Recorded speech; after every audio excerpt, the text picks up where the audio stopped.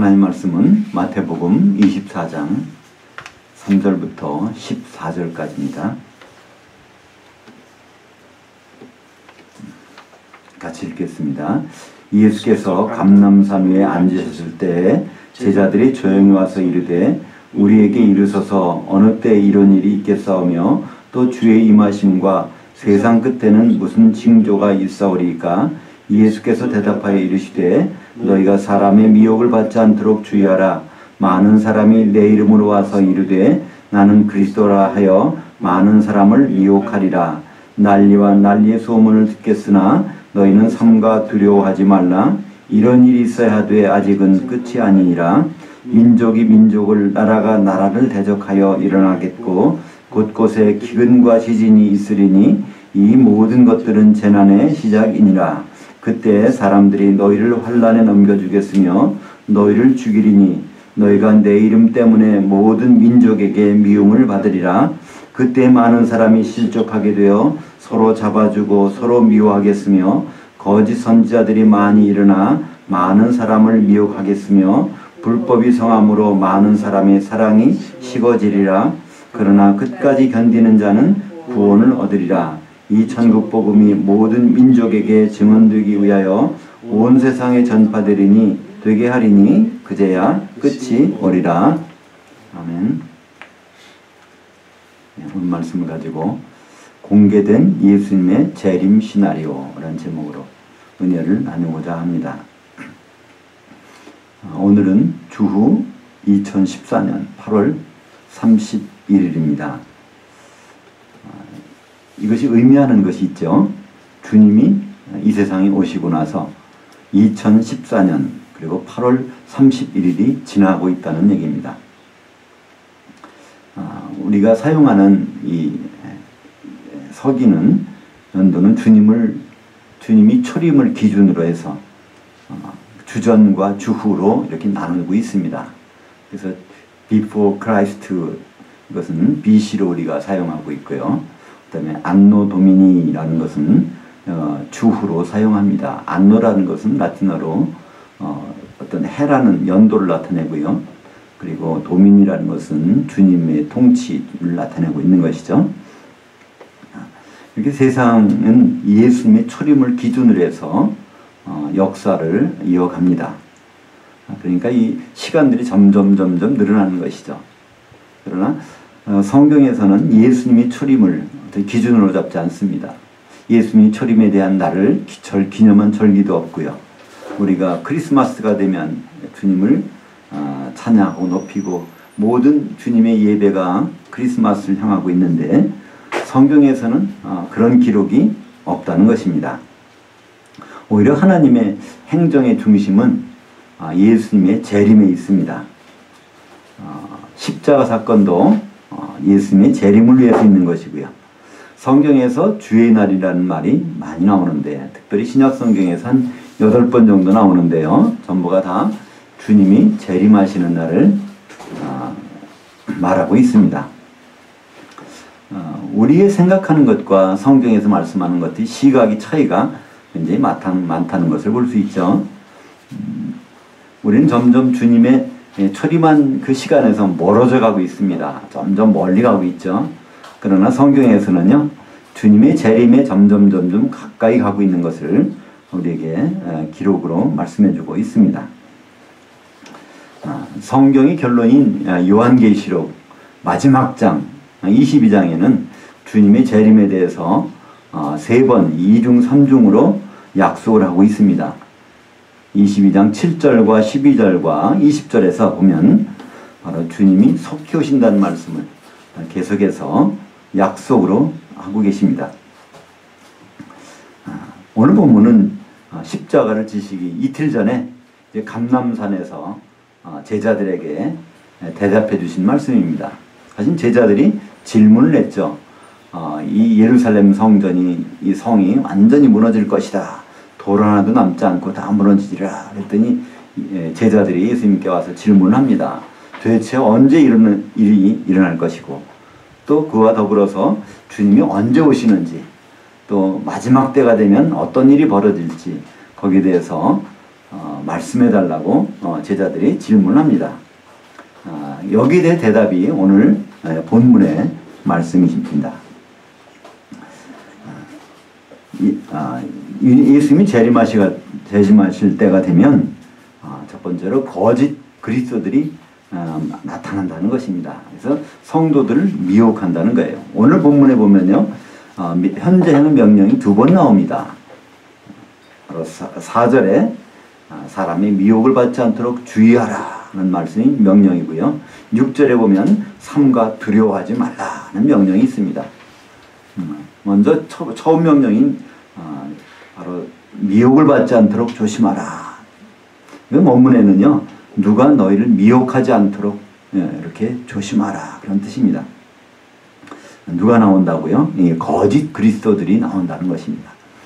그리스도라고 하는 것은 바로 자기가 그리스도라고 하는 그런 경우도 있고요.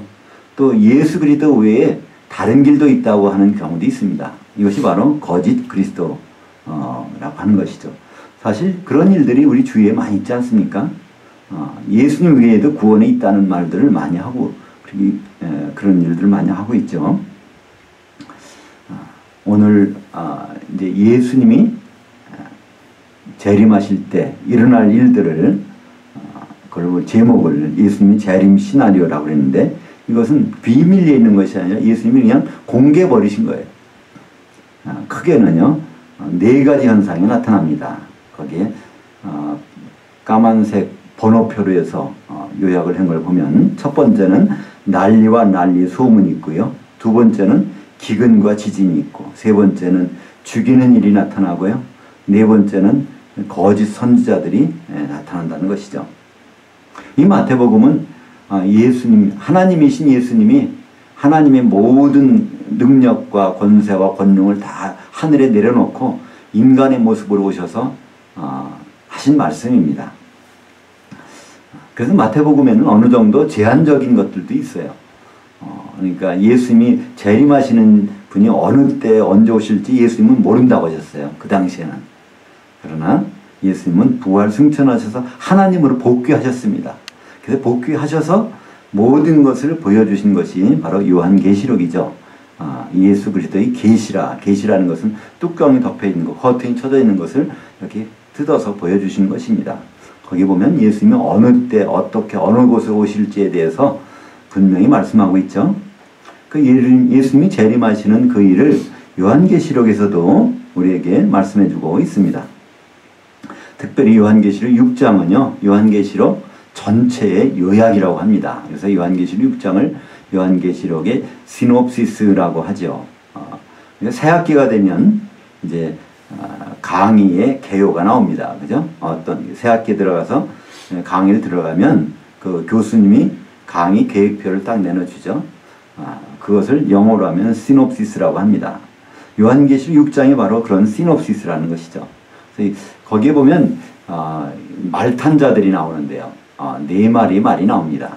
첫 번째는 흰 말탄 자가 나오고, 둘째로 붉은 말탄 자, 세 번째로 검은 말탄 자, 네 번째로 초록색 말탄 자가 나옵니다. 오늘은 그 모든 말탄 자에 대해서 우리가 살펴볼 필요는 없고요. 마지막에 초록색 말탄 자가 나타나서 하는 일들을 가만히 보면 오늘 마태복음 24장의 3절부터 14절까지 있는 내용과 너무나 같다는 생각을 갖게 될 것입니다. 요한계시록 그 6장 7절과 8절, 이걸 원문으로 이렇게 번역한 내용을 한번 같이 읽어보겠습니다. 그게 그 말씀 요약에 중간 정도에 있는데 같이 한번 읽겠습니다. 넷째 인을 떼실 때 내가 넷째 생물의 음성을 들으니 말하되 오라 하기로, 내가 봄에 녹색 말이 있는데 그 탄자 이름은 사망이니 음부가 그 뒤를 따르더라. 그들이 땅 4분의 1을 검과 흉년과 사망과 땅의 짐승들로서 죽이는 권세를 받았더라.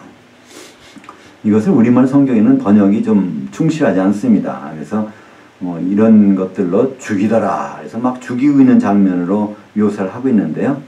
성경 원문에 보면 이런 죽이는 권세를 가지고 가장을 하고 있는 겁니다. 그리고 나서 이제 곧 죽이는 일은 그 다음 5번째 인이 떨어질 때 죽이는 일들이 나타나게 되죠. 여기서 보면 우리가 그 마태복음에 있는 것과 비슷한 것들이 있지 않습니까? 첫 번째, 초록색 말 탄 자가 갖고 있는 뭐로 죽이냐면 그 검으로 죽인다고 되어 있습니다. 이 검이라는 것은 성경에는 검은 2종류가 있습니다. 사람들이 호신용으로 갖고 다니는 검이 있고요. 이것은 마카이라라고 합니다.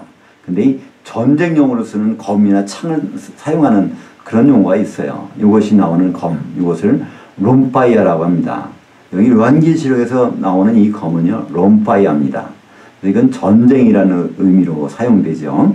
그래서 이 전쟁, 오늘 마태복음에 24장 6절에 보면 난리와 난리의 소문이라고 했는데, 이 난리란 단어와 전쟁이란 단어는 똑같은 단어인데 마태복음에서는 난리라고 번역됐을 뿐입니다. 바로 이 전쟁이 있고요. 두 번째, 흉년이 있습니다. 이것도 마태복음에서는 기근이라고 번역했고요. 요한계시록에서는 흉년이라고 번역했는데 똑같이 헬라어는 같은 리모스라는 단어입니다. 이것이 있고요. 그 다음에 뭐가 있습니까? 사망. 마태복음에서는 성도들 죽이는 일로 나타나고 있죠. 그리고 땅의 짐승들, 이것이 나옵니다. 이 땅의 짐승들을 마태복음에서는 뭐라고 나옵니까? 거짓 선지자라고 나옵니다. 사실 땅의 짐승들은요, 요한계시록 13장에 보면 2종류의 짐승이 나오죠. 바다에서 올라오는 짐승이 나오고요.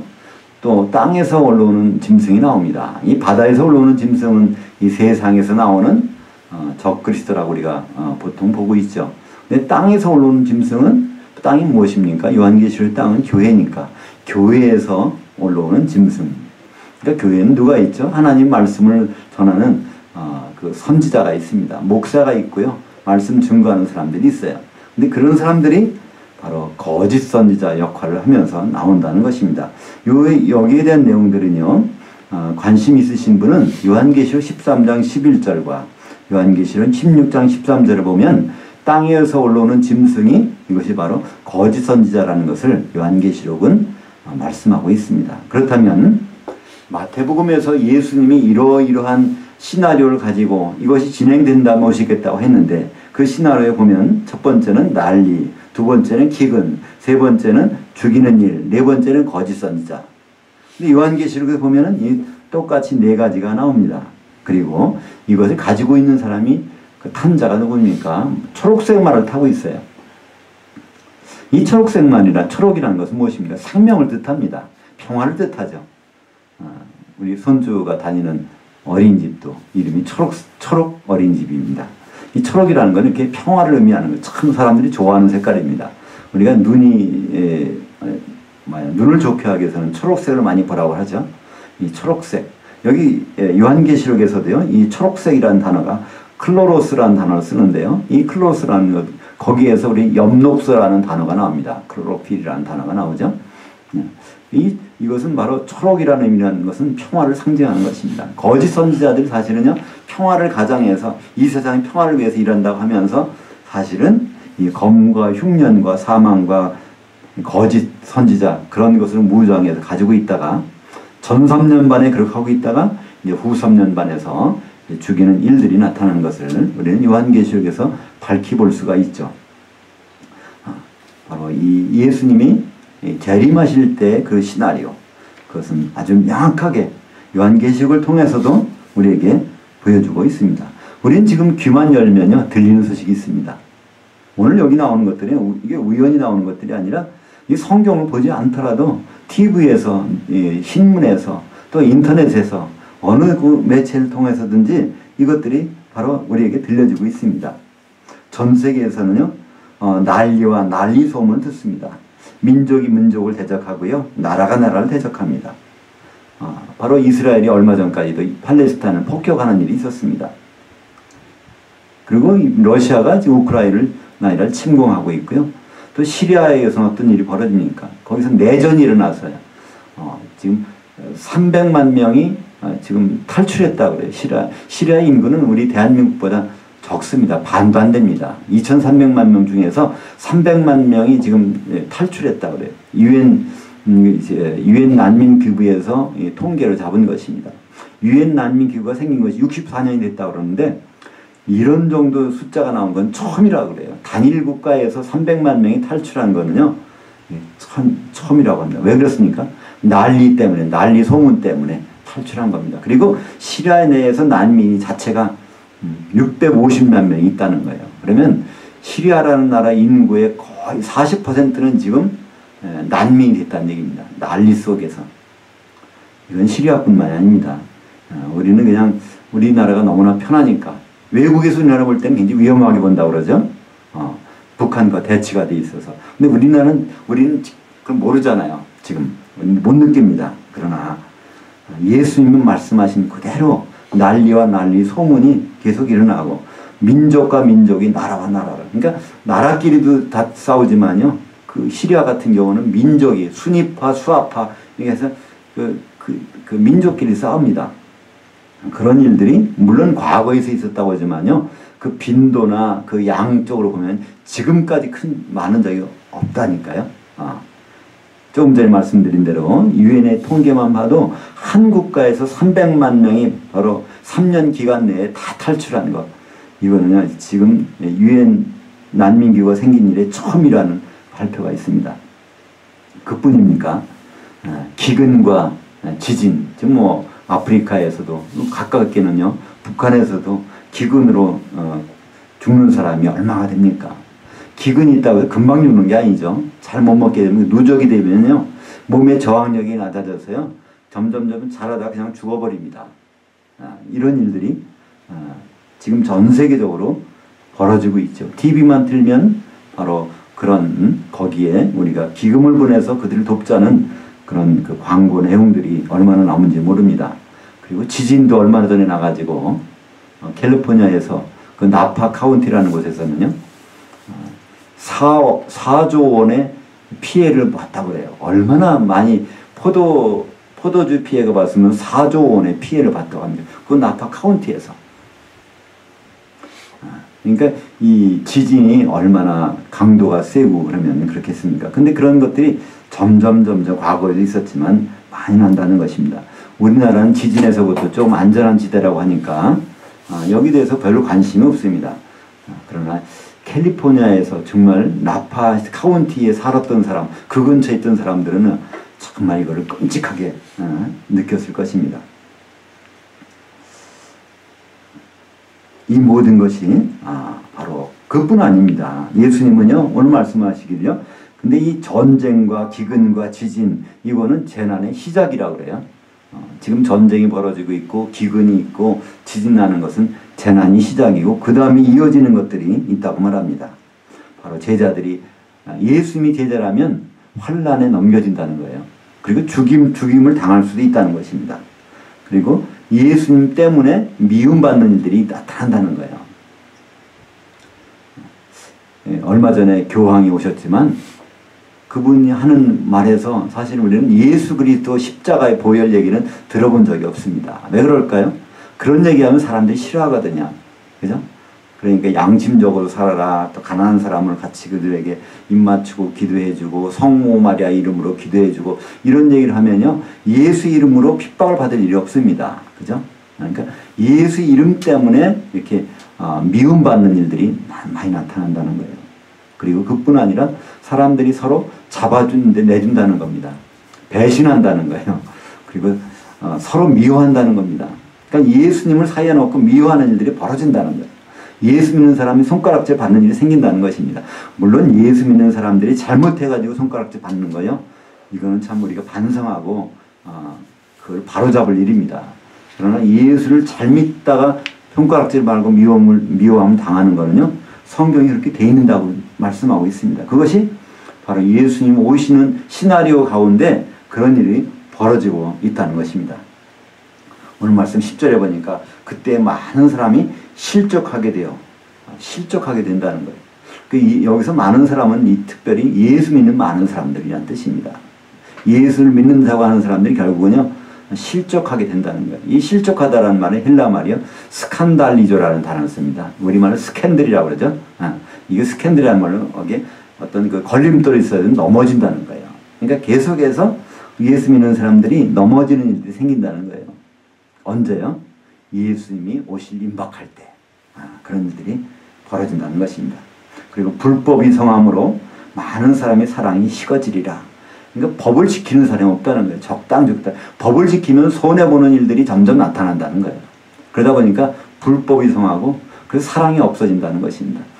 사실 이것이 바로 주님이 말씀하시는 재림 때 일어날 징조입니다. 근데 우리 가만히 생각해 보면요, 이런 일들이 바로 이미 우리에 가까이 있는 것들을 솔직히 볼 수 있습니다. 그걸 그냥 외면하고 신문도 안 보고 뉴스도 안 듣고 인터넷도 안 보고 그렇게 산다면 몰라도요, 그냥 우리가 귀를 열고 눈을 뜨고 있으면요, 예수님이 한 말씀, 제자들에게 2000년 전에 제자들에게 감람산에서 하신 말씀이 십자가 달리시기 이틀 전에 하신 말씀이요, 지금 우리에게 그대로 나타나는 일들을요 볼 수가 있습니다. 그러면 왜 주님은 이런 일들을 미리 말씀하셨을까요?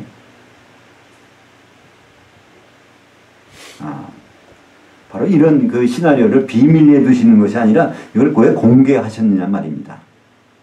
이것은 오늘 말씀에 해답이 있죠. 바로 6절에 보면 난리와 난리 소문이 듣겠으나 너희는 삼가 두려워하지 말라. 이런 일이 있어야 하되 아직 끝은 아닙니다. 그러니까 이런 일이 있을 때 우리 보고 두려워하지 말라. 그래서 이런 것을 미리 시나리오를 우리에게 주셨다는 거예요. 제자들에게는요, 예수님이 시나리오가 있습니다. 그러니까 이런 상황들을 보면서, 야, 이거 지진 나면 어떡하지? 이거 전쟁 나면 어떡하지? 야, 이거 뭐죠? 사람들이 예수 믿는 사람은 죽이는 일이 나면 어떡하지? 이런 일하고 두려워하지 말라는 겁니다. 오히려 이런 일이 일어날 때, 주님이 점점 성큼성큼 다가오고 계시구나. 이걸 가지고 우리는 인내로서 견디라는 것입니다. 끝까지 견디는 자는 구원을 얻는다는 거예요. 오늘 말씀 13절에 보니까 그러나 끝까지 견디는 자는 구원을 얻으리라. 그러니까 끝까지 견디는 자가 많지 않다는 거예요. 근데 끝까지 견디는 자는 구원을 얻는다는 말씀입니다. 근데 여기서 구원은 영의 구원이 아닙니다. 영의 구원은요, 예수를 믿는 성도라면 다 영의 구원을 받습니다. 그건 우리 믿음이 시작할 때 받는 거예요. 그리고 한 번 받으면 그건 없어지지 않습니다. 영의 구원은요. 우리 신분이 바뀌는 겁니다. 우리 신분이 이 세상의 자녀, 어떻게 좀 더 심하게 말하면 마귀의 자녀에서 하나님의 자녀로 신분이 바뀌는 것. 예수를 믿으면 우리 신분이 바뀌기 때문에 그거는 변함이 없습니다. 근데 여기서 왜 구원을 얻으리라 이렇게 말씀하십니까? 이것은 혼의 구원과 몸의 구원입니다. 우리가 예수 믿는다고 해서요, 혼적인 것이 다 구원되지 않습니다. 혼이라는 것은 우리 생각하고 느끼고 우리가 어떤 뜻하는 바, 이것을 바로 성경은 혼적인 일이라고 합니다. 예수 믿는다고 해서 이것이 바뀝니까? 바뀌지 않습니다. 성경은 그래서 이 바뀌는 유일한 길이 있습니다. 우리 혼이 유일하게 통일되는 길이 있어요.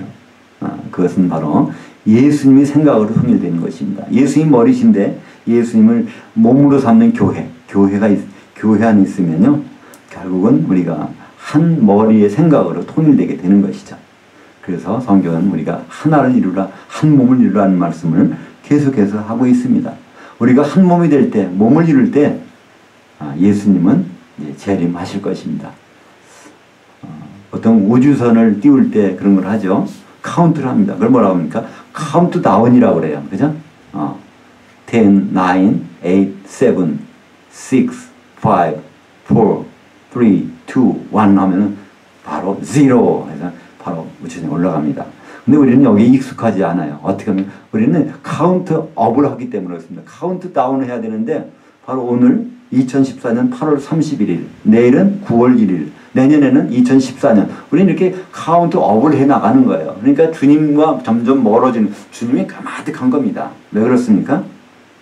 주님의 초림을 우리는 기준으로 삼으려고 그런 거예요. 자꾸만. 이 세상은 주님의 초림을 삼아서 하지 않습니까? 기원전과 기원 후 얼마 됐다고 얘기를 합니다. 그러나 성경은요, 주님의 초림이 기준이 아닙니다. 성경의 모든 기준은요, 주님의 재림입니다. 주님의 재림이 지금 하루하루 지금 까먹는 거예요. 그러니까 우리는 그걸 카운트 다운을 해야 됩니다. 이 카운트 다운을 하는 것과 카운트 업을 하는 것은요, 엄청난 우리의 가치관, 방향성의 차이가 나옵니다. 오늘 주님은요, 마태복음 24장 오늘 말씀에서 우리에게 카운트다운을 말씀하신 것입니다. 주님은 재림하신다는 거예요. 주님이 임하실 때 이런 일이 반드시 벌어진다고 그 시나리오를 우리에게 공개하신 것. 대표적인 것 네 가지가 전쟁과 기근과 또 사망과 바로 거짓 선지자들, 이 네 가지가 나타나면요, 이것이 바로 주님이 이제 카운트다운에서 얼마 안 남았다는 얘기입니다. 특별히 거짓 선지자는 무슨 뜻입니까? 이 선지자라는 건 우리는 그냥 예언자, 알아맞춘 자를 이렇게 생각합니다. 성경의 선지자는 그것이 아닙니다. 성경의 선지자는요, 그 프로페테스라는 것은요, 프로는 밖으로 꺼낸다는 뜻이고요, 페테스라는 말은요, 밝히 비춘다는 뜻입니다. 거기서 포토라는 사진이라는 단어가 나왔습니다. 사진 찍는 것이 나와죠. 그러니까 하나님의 속마음을 세상에 알리는 사람을 성경에서는 선지자라고 그래요. 근데 거짓 선지자는 무엇입니까? 하나님의 마음을 알리는 것이 아닙니다. 그걸 반대로 알리는 사람을 거짓 선지자라고 하는데요. 지금 거짓 선지자들이 땅에서 나온다는 거예요. 땅이 어디입니까? 교회를 얘기하고 있습니다. 예, 바로 세상에서 나오는 것이 아니라 교회에서 하나님 말씀을 잘못 전하는 그런 사람들이 많이 나타난다는 거예요. 언제요? 예수님이 오실 재림할 시간이 임박하면 카운트다운 하는 순간에 나온다는 것입니다. 그럼에도 불구하고 우리는요, 끝까지 견디는 사람은 구원을 얻으리라. 어떤 구원이요? 영의 구원 받은 사람들한테 혼의 구원과 몸의 구원이 반드시 이루어진다는 거예요. 데살로니가전서 5장 23절 같이 읽습니다. 평강의 하나님이 친히 너희를 온전히 거룩하게 하시고 또 너희의 온 영과 혼과 몸이 우리 주 예수 그리스도께서 강림하실 때 흠없게 보존되기를 원하노라.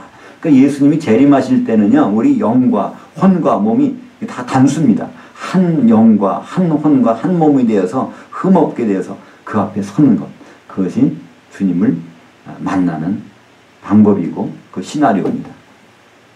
이걸 읽기 위해서 우리는요, 영은 다 거듭났다고 하지만 혼이 정말 우리가 흠이 없습니까? 혼이 정말 예수님 생각하고 똑같습니까? 몸이 정말 그렇습니까? 우리 몸이 참 불편하잖아요. 때때로 안 먹으면 배고프고요, 병도 앓고요, 그렇습니다. 그러나 우리 몸도 변할 때가 있어요. 고린도전서 15장 51절에 보면요, 주님이 강림하실 때 바로 우리 몸이 호련히 다 변화된다고 되어 있습니다. 그러니까 우리 몸까지도 변할 것을 우리는 믿고 나가야 됩니다. 지금 어떻게 약국에 가서 의사 만나서 병 고치는 거예요? 이거 좋은 일이죠. 그러나 그거로 만족하는 것이 아닙니다. 우리 몸이 완전히 호련히 변해지는 그 시간을 향해 지금 우리는 점점 다가오고 있다는 거예요. 사실 마태복음 24장의 오늘 말씀은요, 이거 듣기 좀 거북할 수가 있어요. 단어들이 참 엄청나지 않습니까? 전쟁과 흉년과 사망과 거짓 선지자, 이런 것들이 점점 다가오고 있다는 건 우리는 안 보고 싶어요. 그러나 이거는 예수님이 시나리오 가운데 있다는 거예요. 우리말에도요, 세상적인 피할 수 없으면 즐기라는 말이 있죠. 우리는 그래서 이런 전쟁, 흉년, 사망, 이런 땅의 짐승들의 거짓 선지자, 이런 것을 느낄 때마다 우리는 뭘 보여야 될까요? 이거 보지 말고요, 그 다음에 오실 주님의 재림을 보면 어떻습니까? 그죠?